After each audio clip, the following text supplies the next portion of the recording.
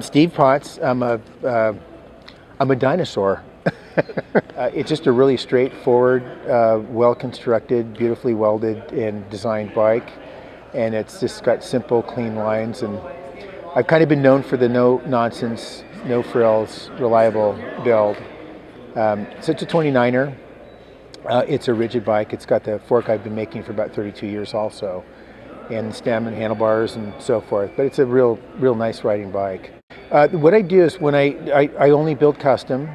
So basically, after measuring the customer and finding out their riding style and what they're going to be doing with the bike and the type of riding they're doing, is I design the bike around them. And the frame is custom designed, the stem is custom designed, and the bars are custom bent.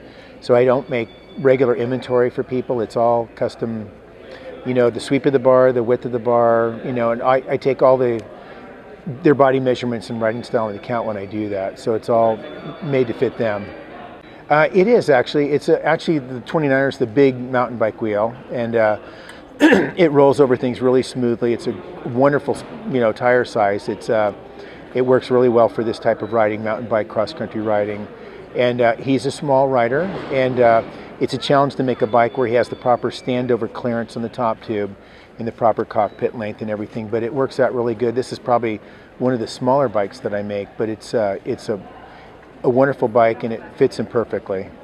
So I've been making this fork for about 32 years, and it's one of the best performing rigid forks on the market. And what happened when I first started making this fork in bigger production lots for our bikes, I figured when I ran out of parts to make it, I would just stop making it because of the whole revolution of suspension forks and so forth. But my customers wouldn't let me let it die, and they just keep demanding this fork, and I'm continuing to make it. Yeah, I do that mainly because it's a wonderful material, and it's very challenging to work with. I do a lot of steel stuff, but I try to not mix them, because when you work with titanium, you have to keep the shop clean, dust-free. You don't want to contaminate the titanium welding area with any sanding, dust, medical particles from your sanding or whatever. And when you're working with steel, there's a lot of grinding and sanding and stuff. And when you're working with titanium, you got to keep it clean. I have an ultrasonic cleaner that cleans all the tubing before it's welded, and I work with white gloves when I'm welding, and I buy gloves by the hundreds. Everything is clean, stainless steel top benches, just so things can be wiped off and kept clean. I started back in 1967 in my high school machine shop fixing junkyard bikes. 1980, where I decided to chuck everything I had done, quit a really good job as a sheet metal foreman, and sell my house and build bikes. I just thought it was too good of a thing to pass up. I just loved it so much, and I just had this vision of making this a livelihood, and I did.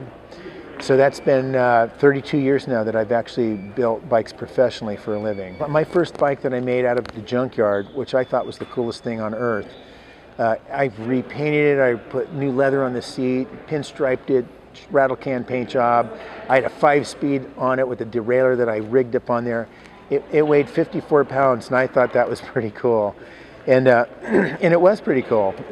The whole thing about the bike building, a lot of it's about relationships and your customers and meeting people, and it's the greatest part of the business.